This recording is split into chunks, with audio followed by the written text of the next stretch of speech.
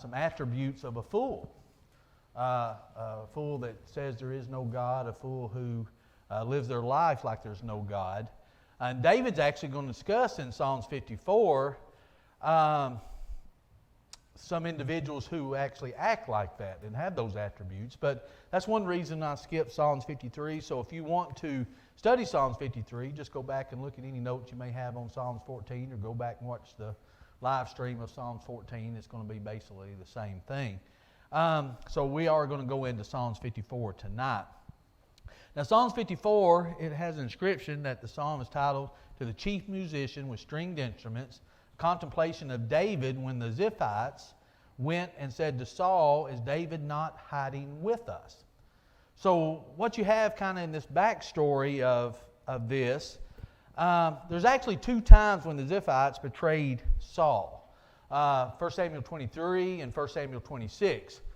But it seems like, as you read this, it's talking about the event in 1 Samuel 23. Again, there was actually two times that they did betray him during this, but our story kind of picks up right after what we discussed in Psalms 52 about Doeg and killing the 85 priests that took place, and his son was the one that escaped after all that and went and told David about this. What we're actually doing is kind of picking up on that story right after that. Right after that, David goes down to, is it Keilah? Keilah, I believe is what it is, Keilah.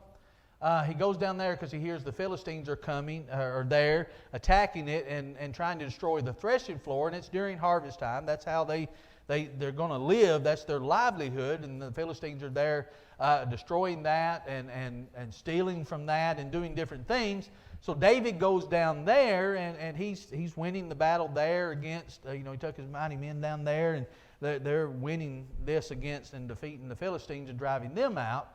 And now during this time, you have David gets word that Saul is going to come down to find him, and he's chasing after him, wanting to kill him. So David petitions God and asks God, is Saul going to come down here and do this? And God tells him, yes, Saul's going to come down there.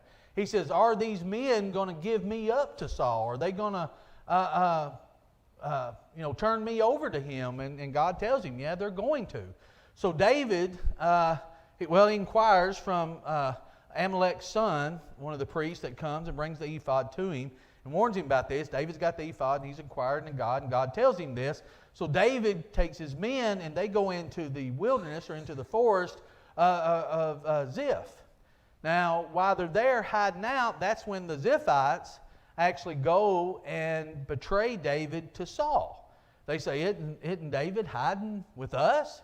So Saul decides to go down and chase after David, if you will. So David does, and David leaves the stronghold, and there's this chase that goes on. You find Saul on one, and his men on one side of the mountain, David and his men on one side of the mountain, and they're kind of chasing, and he's running from him.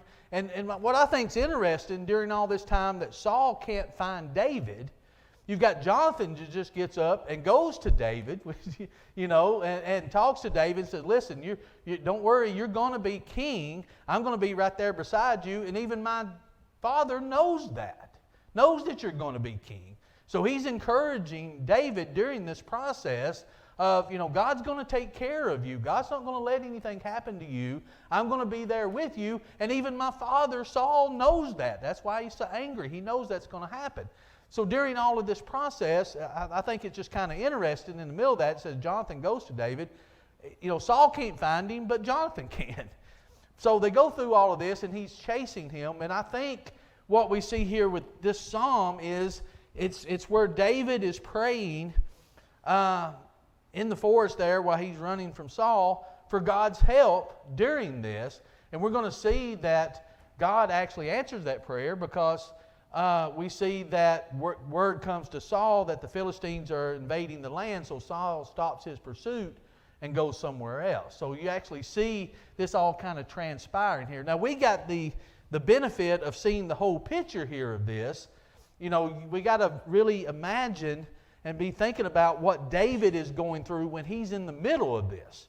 You know, he just got told not too long ago from Amalek's son, one of the 85 priests that got killed, about them getting killed. So David is kind of still reaming from the repercussions of that going on. He's out here fighting the Philistines. And then the ones that he's fighting for, God tells him they're going to turn you over to Saul. So he has to flee. So David has a lot of things going on, a lot of emotions flowing, a lot of things happening in his life.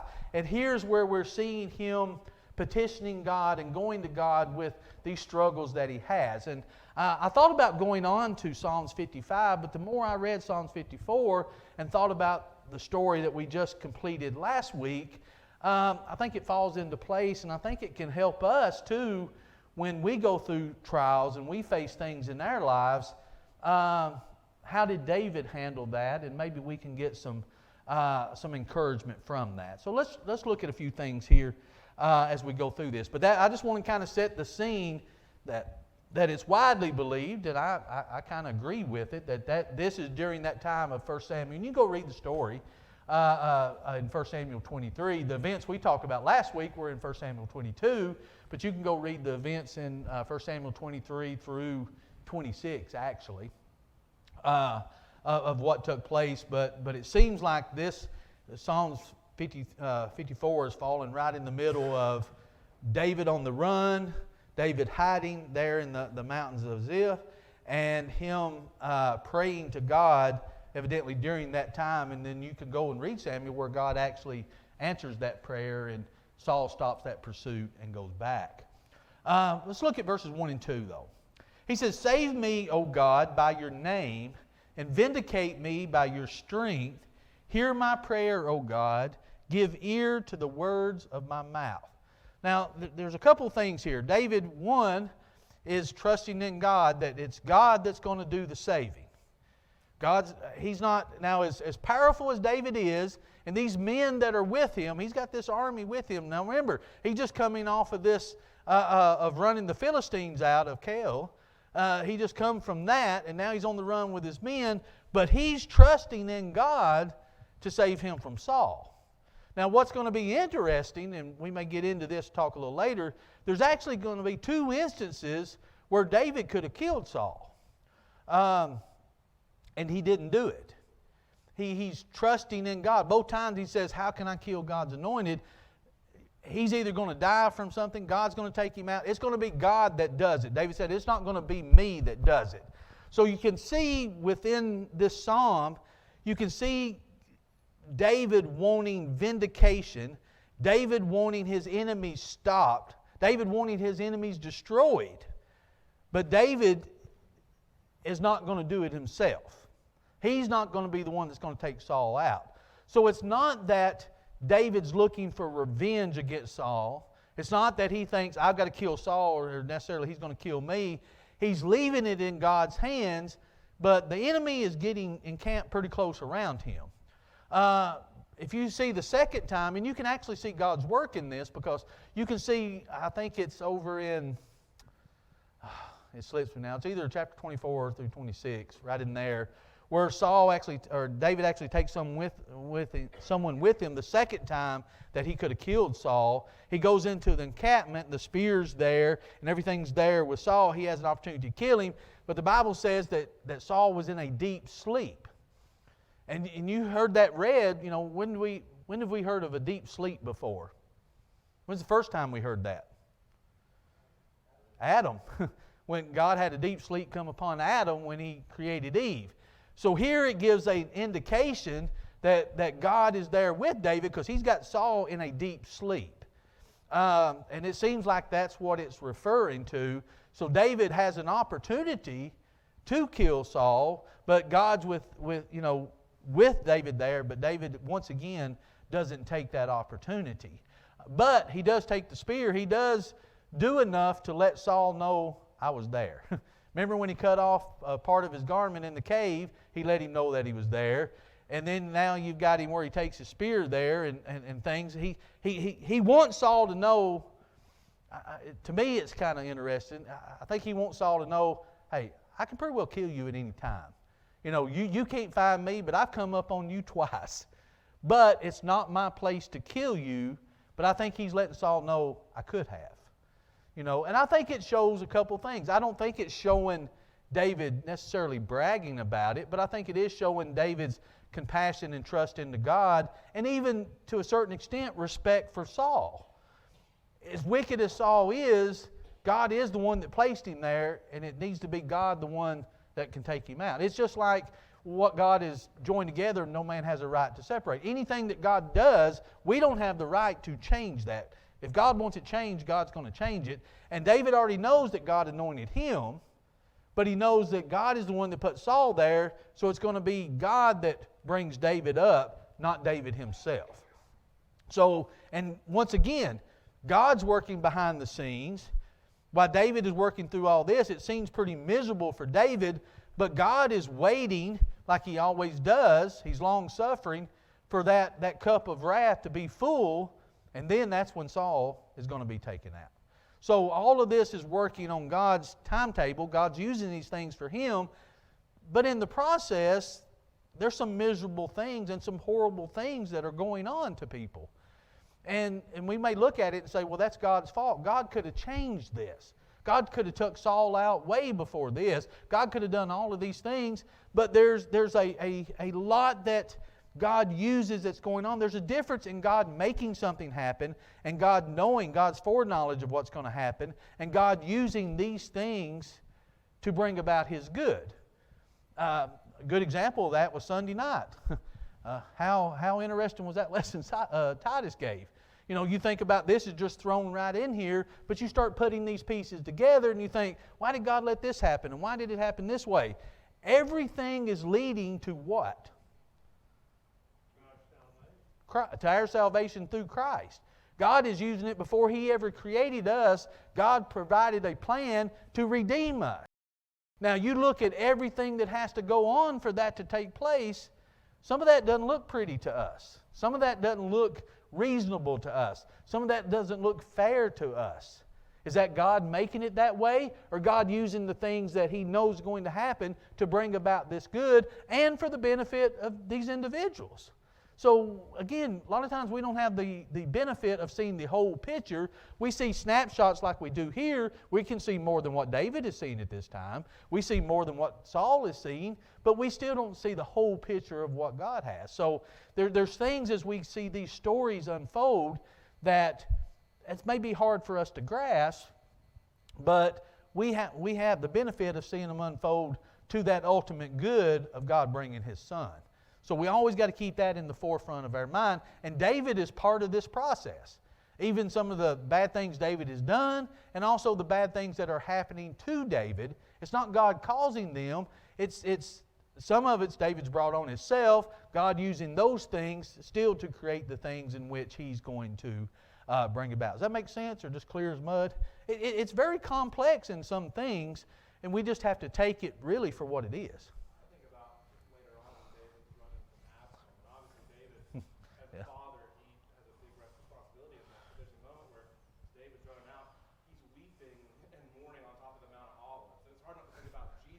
Yeah. And God, the way He plans everything out, He uses evil and He paints these pictures that we can't even understand how it happens. And why is David's here crying on top of the Mount of Olives because of his sin?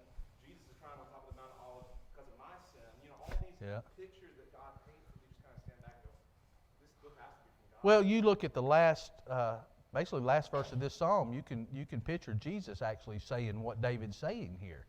So, you can see how this all just kind of comes together. But notice what David is here. He's trusting in God. Save me, O God, by your name, and vindicate me by your strength.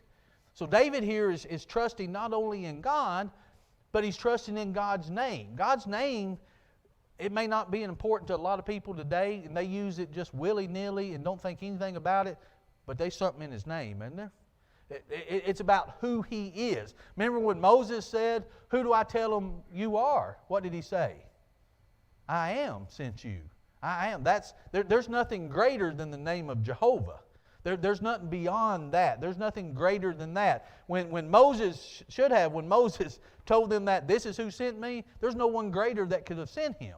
There's no one higher. There's no one of more authority. So David here is saying, by your name, I want you to save me and vindicate me by your strength. So he's counting in God. It's not David that's going to bring vengeance, but I tell you, I get pretty, I don't know if excited is the right word. I love the language that David uses, though, when it comes especially to vindication.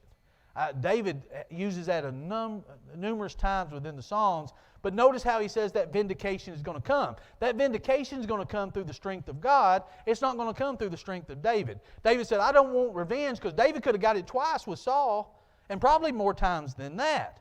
David could have killed Saul and went and stood to the people and said, look what I've done. I've got his spear right here. I killed him in his sleep, or I killed him when he was in a cave. Look what I've done. Look at me, how great I am. He chased me all this way. He didn't have the strength to kill me. I did. But David didn't do that.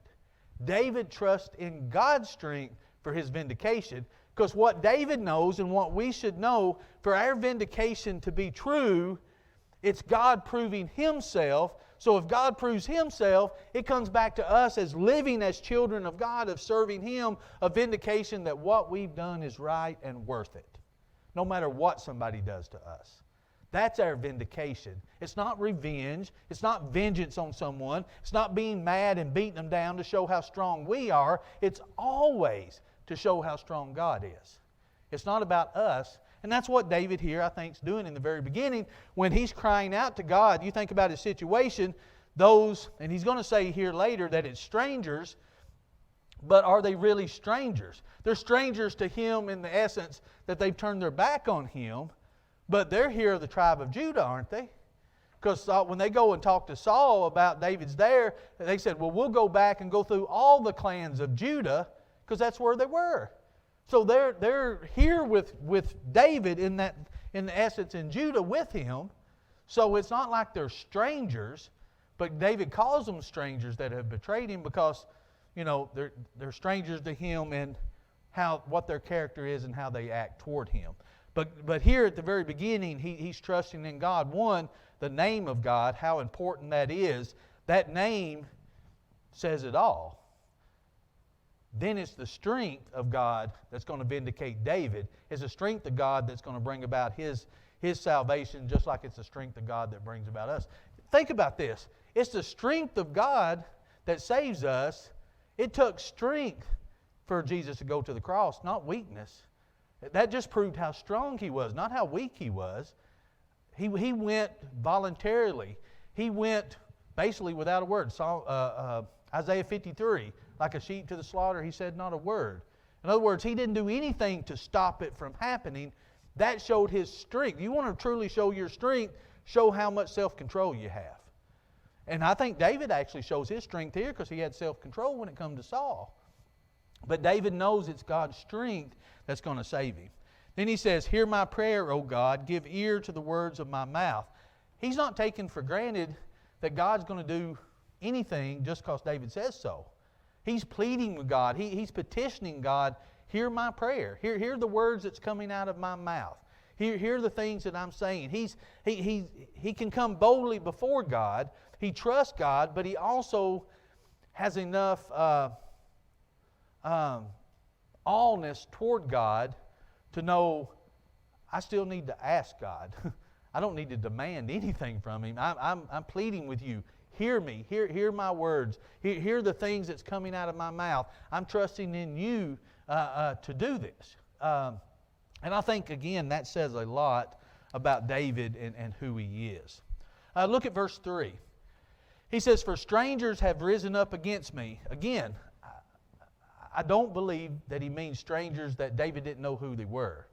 Because they evidently were in association with David, because they knew David was there. So they had to be in contact with him. And they're at Judah, because Saul made reference he's going to go to every clan in Judah to try to find him there. So I think he means strangers in the effect of, just like Jesus telling them in Matthew 7, depart from me, I never knew you. It's not that he didn't have knowledge of them. It's that they were two separate. They were doing something different than His will. And I think this is kind of the thought process, it seems to me, of what David is talking about here. He says, "For strangers have risen up against me. Oppressors have sought after my life. They have not set God before them." Now this can go back to Psalms 53, where the fool has said there is no God, just like Psalms 14 says. This is that individual. No, he says, they have not set God before them. Their actions, here's where David is, it shows I believe, his intelligence and his faithfulness. David knows the reason these oppressors, the reason his enemies are like they are, is not just because they woke up one day and said, well, I hate David. It's not that Saul just says, I hate David. And yeah, he is jealous of David. But God had rejected Saul because Saul rejected him, right? Saul didn't do what he said. So these enemies that's after David, it's not necessarily about David. It's because they've not set God before them. And this is just the natural process of their thinking along the way. When you don't have God set before you, you're going to be blinded by jealousy. You're going to be blinded by envy. You're going to be blinded by rage. And you're not going to make any kind of rational decision. Matter of fact, what's it going to cause you to do? What did we just study about? Turn around and kill 85 innocent priests. That's what not setting God before you is going to do. That's where Saul's at. That's where David's enemies are at. And that's what David is recognizing here. So when we feel like we have enemies in the world, when we feel like we're going through these trials and things that people doing things around, maybe that's what we have to realize. What got them to this place? They didn't set God before them. God is not priority in their life. So when God's not priority in your life, you're not thinking spiritually, you're thinking carnally. You're not walking in the Spirit, you're walking in the flesh. Remember what the flesh is? All the things Galatians 5 talks about, the works of the flesh. That's the natural process of where it's at. And I think that's what David here is making reference to. Any thoughts thus far? Let's look at verse 4. He says, "Behold, God is my helper. The Lord is with those who uphold my life. He will repay my enemies for their evil." So God says, not only is God my helper, the Lord's with those who uphold my life. Now there's some discussion on the exact translation of what's being said here. Some translations talk about how God is among David's helpers. In other words, some don't like the translation because they say it just makes God like somebody else that's helping David. But if you go back to the original, it's how it's worded. It's God is upholding, God is with not only David, but God's with those that's helping David. In other words, He's holding them up too. Remember, that's what God told Israel, wasn't it? You know, not only am I going to be with you, I'm going to be with those. I'm going to bless those who bless you. You know, I'm going to be with those who are helping you, because if they're helping you, they're helping me. If they're helping you for your cause, if your cause is my cause, then if they're helping you, they're helping me, so I'm going to bless them and be with them. And that's what David is saying. God's my helper. David recognizes first and foremost, if it wasn't for God, he couldn't do anything. God is the one that placed him where he is.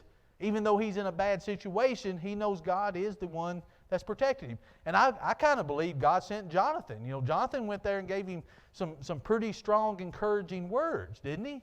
You know, God's with you. God's not going to let anything happen to you. You can go back to 1 Samuel and read that. You know, now God's not going to let anything happen to you. I'm going to be there with you when this happens, and even my father knows it. So that's why he's angry, because he knows it's true. So he's telling David, there's no doubt God's with you. So God is helping David at every turn, even though it may seem like David may be hiding in a cave, hiding in the forest, running for his life, starving at times, him and his men. Even though David seems in these hard-pressed situations, he can still see the blessings of God in those situations. And that's hard to do, isn't it? I was talking to someone today, and I've been thinking about it all the way home from work, because it really had an impression on what they said. They were talking, they've gone through a pretty horrible experience, and they were talking to their preacher about it, and their preacher actually was going through a pretty hard situation of losing someone, and was talking to them about it. And this person had went through it about, I don't know, 4 or 5 months ago, and now their preacher was going through this, and the preacher was talking to them, and the guy said, you know what I told my preacher? Why don't you just use some of that stuff you tell us from the pulpit? You think it's so easy, you use it now. And boy, I thought about that, you know. I thought about what he said, and he said I wasn't trying to be rude about it, but he said I wanted him to know, yeah, it's easy to stand up there and say it, but when you have to face it, it becomes a whole different story. And I thought about that. I thought about, okay, what kind of encouraging words have I said? What have I said? When you go through this, just do this. Well, it's easy to say it even when you read it from the Bible. It's easy to read, this is what you should do in those moments. This is how you should think in those moments. This is what your emotions should be in those moments. It's still, when you're faced with that, that's when you have to be really sober and vigilant and make sure the devil don't creep in and start trying to get you to feel all these other things, and you still try to stay focused on getting through what you're going through at that moment. And it's not easy, you know, and we need to think about, okay, David's writing this, and it's easy to stand up here and say, look how David trusted God. But look how he trusted God in the situation he was in. And David didn't always make the right decisions in those things, you know. You go back to the priest. What, did he lie to the priest? Well, yeah, he did. You know, he did for, you know, we can get into a whole thing. Was it a justifiable lie? Was it, you know, David recognized the lie. And David, you look at Psalm 51, David said, my sin's always before me. Was he just talking about one or talking about his life in general? That he knows that transgression against God is against God only. So David realizes that, but we got to realize when you're put in those situations, to really have that focus on to know, okay, it's God that's going to get me through this, even when getting through this may not look like what I think it should look like. I don't think when you go back to when, you know, the prophet said, oh, he went through all Jesse's son and got to David, that David thought from that point on he's going to be hiding in a cave or hiding in the forest. I don't think he thought that's how it was going to be right at that moment. So it may not look like what we think it should, but you start looking at, I don't know if I read a sermon one time or an article. It was called What a Blessed and Growing Church Looks Like. And you look at, in the first century, what that looked like. It looked like a persecuted church. It looked like a divided church.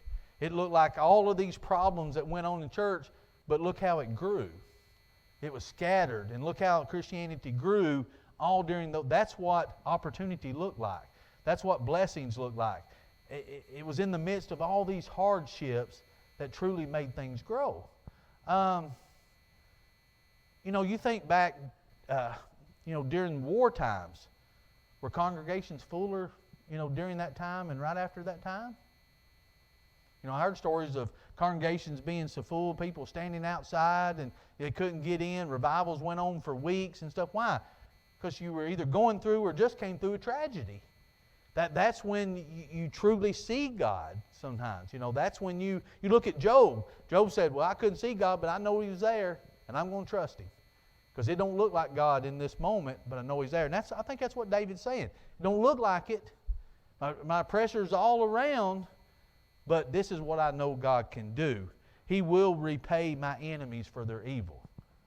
I mean, David knows what the end's going to be. They may prosper on this earth. They may seem like they're going to achieve everything they want to achieve, but God will repay. God's long-suffering is long, but there comes a time when that cup of wrath is full, and God will repay those enemies. Look at verse 5 and 6. He says, cut them off in your truth. I will freely sacrifice to you. I will praise your name, O Lord, for it is good. Now, notice some things that David has said here. David has said, you know, he's counting on God's name. He's counting on God's strength. He's counting on this for vindication. God will vindicate him with his enemies. God will repay his enemies. He wants God to cut them off on your truth, or in your truth. So he's wanting his enemies stopped. He's wanting his enemies destroyed. Now look in Matthew chapter 5, verse 43. Jesus said this, you have heard that it was said, you shall love your neighbor and hate your enemy. But I say to you, love your enemies, bless those who curse you, Do good to those who hate you, and pray for those who spitefully use you and persecute you. Is David living by that? When he tells God to vindicate, you're going to vindicate me, cut them off in your truth, repay these evil people. Does that sound like David's doing Matthew 5?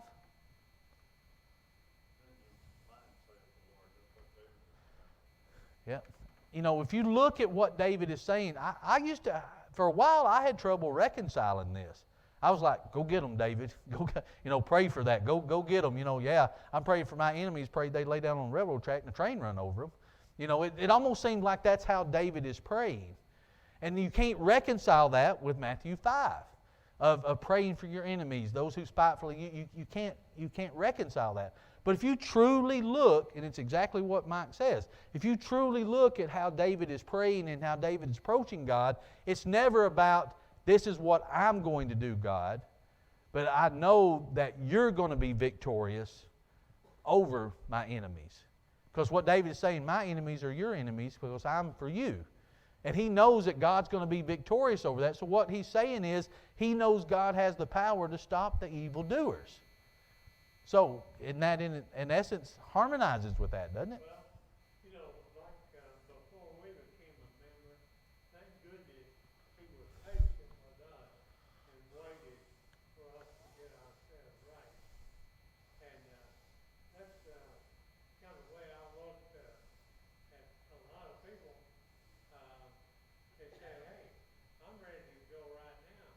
Well, how about these people that are real close to accepting his word? Yeah, you don't know, I think back myself, what had to transpire to get me to think about obeying? What had to transpire for this person to? What is it that sometimes we go through our life? What is it that we go through that causes us to obey God? And sometimes it's not pleasant things, but that's the very thing that we need. So we don't know, we think about bad that's in the world. We think about the trials that we go through. We think about, well, I'm faithful. I'm ready for the Lord to come back today. Well, somebody else may not be. And God's long suffering is for them, waiting on them. Knowing that, okay, here's this opportunity for them. Their heart's not yet hardened to the point where they want. There's more opportunity, and He's telling us, seize that opportunity while you can. Because we don't know what it takes for a person to get to the point to obey God. Continue to build ourselves up. Once we are a member of the church, to build ourselves up to do His will in our lives, which is not easy. Yeah. I mean, who knows? Perhaps, there's no way to really pinpoint the providence of God, but I think back, the person that was able to reach me, that was able to speak frankly to me, to reach me in a way that I would listen. You think back, I was trying to think back one time when that person obeyed the gospel, did they ever think that over time they were the very ones that was going to reach me? And it may have been 20 years down the road. But because they obeyed, 20 years later they stayed faithful, they were in the right opportunity at the right time to convince me. Well, what about me? When I obey, what opportunity is it for me when I obey? What's that one person that I might be able to say something to, that I might be able to reach? See, we don't know when it comes to the things that we go through that gets us to the place that we're at. I've had some things in my life that happened, one by my own doing or two by some other doings, that I thought, one, that wasn't smart of me to do. I shouldn't have done that. Or how did I get myself in that situation? Or why did I let that person get me in that situation? But there were some years down the road where I was able to talk to this person and I was able to relate because the same thing had happened to me, or I've been involved in the same thing. And I'm not saying that was an excuse to do that, or I was glad that happened to me, but you never know what's going to give you that opportunity. David didn't know what was going to bring him to the point that he was at. All he knew was it wasn't his place to decide when it was going to happen. It wasn't His place to rush it along. And sometimes we have to do what the Bible says is be still and listen to God. Sometimes we need to be still and just think about it. Maybe the right thing to do is not to do nothing. Stand there and listen. And there's times here that, again, David had that opportunity but didn't do it. But you see him, where I can see it reconciles with this. And we can go back to the differences of some things with Old Testament and New Testament too, and their relationship with God. But I don't see where David is saying, I'm going to do this to my enemy. But he realizes it's going to be done, and he takes some satisfaction in that. And I think we can too, to know the victory is going to be won by God, and we're going to be vindicated because we're serving God, and that's what he's doing here. Let's look at verse 7. I think we got time.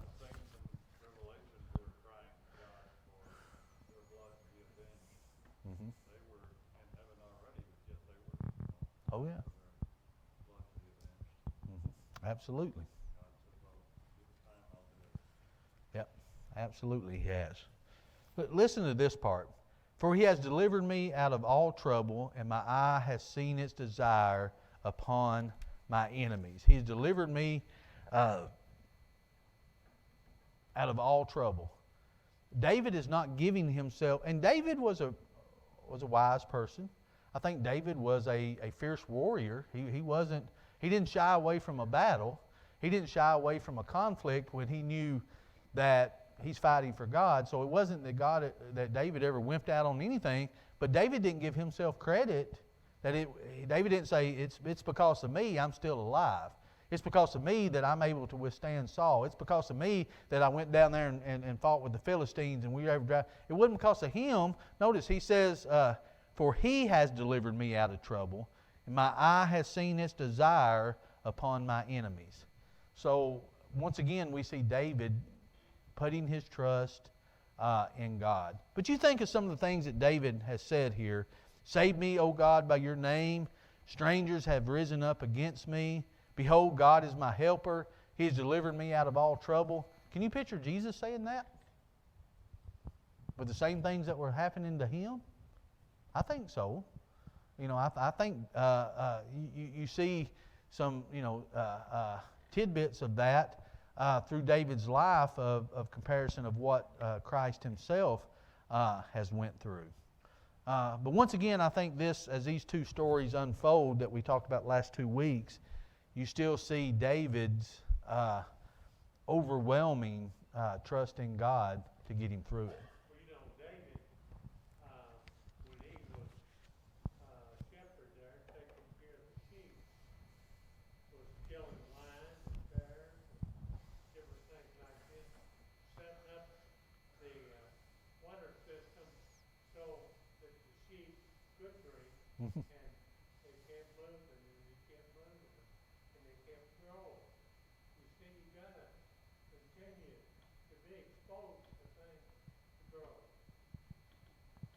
Yeah, if we don't keep, it's one thing to start out good and start out right. It's a whole other thing to keep growing in that process, the things that happen. It's a totally different aspect of it. We think about obeying the gospel in general, but that's when it starts. That's when our new life starts. That's when we're a babe in Christ. We've got to learn to walk. Sometimes we go through the terrible twos, and the hateful threes, and we just keep moving through the chain till we grow up. And then as we grow up in the faith, if we're trained right and we're taught right and we do everything we can to be what we should, then we're the adults that we should be. And then the same thing with Christians. We become the Christians that we should be. And that's what we see. I like studying David. I really like studying Peter's life. You look at I really like to study the ones who stumble and fall along the way. That gives me hope. It tells me that, God's not looking for perfection. God's looking for commitment. And that's two different things, He wants commitment through what's going on. He don't want us to give up. And He wants us to know we're there. And I think that's what He continued to do with David, because we see, if you go back and read, through about chapter 23 through 26, you see that in David's life, especially if David's praying this during that time, you see God really intervene and stopping Saul in that pursuit when they encamped around David and said the Philistines are invading the land, so Saul stops his pursuit and goes back there. David's able to go up and get a better stronghold. So, he kind of puts him in a little better position, So you see, we had the benefit of seeing God intervening in that. And David has the benefit of trusting in God, and David gives credit where credit's due, that, hey, you answered my prayer. And David knew he answered his prayer. And he's very thankful for that, and he says that in different Psalms. Any final thoughts? No. I was going to say, he always gives God credit, even versus somebody who was wrestling the lions and the bears. He said, God delivered me out of the hand of the lion. I grabbed him by the beard and I struck him in the face and I killed him. And God delivered me from him. And a lot of times, again, I think even when we obey God, we think, well, I'm doing what God says and that's why God's being good to me. David, even when he was grabbing the lion and hit him in the face, he still gave God credit and said, God's the only reason I was able to get through that. Exactly. Exactly. Steve? Yeah.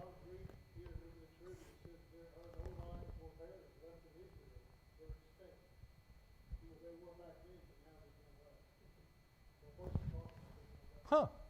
Yeah. I didn't know that, actually. That's some good trivia. It also seems like the word helper is not really what we think of as the word helper when it's used in all the others. Maybe I can just do a word search Mm-hmm. when it's used. It seems like it's more of God's delivering me. This is Him doing through me what He purposes. Yeah. And it also seems like maybe David understands that his enemies are maybe not the flesh and blood people, but the true enemy, the principality. True. And that's a good point. David makes reference to what they're doing and what's causing them to do it more than who they are. And that's why he referred to, it's because they hadn't set God before them. He understands the spiritual battle part of it. I think you're right. And the helper part, if you go back and really, research it, it is more of God saying, I'm upholding you. You fight like you should, but don't worry about falling. I've got you. You're not going anywhere. You keep fighting. I'm holding you up in that process.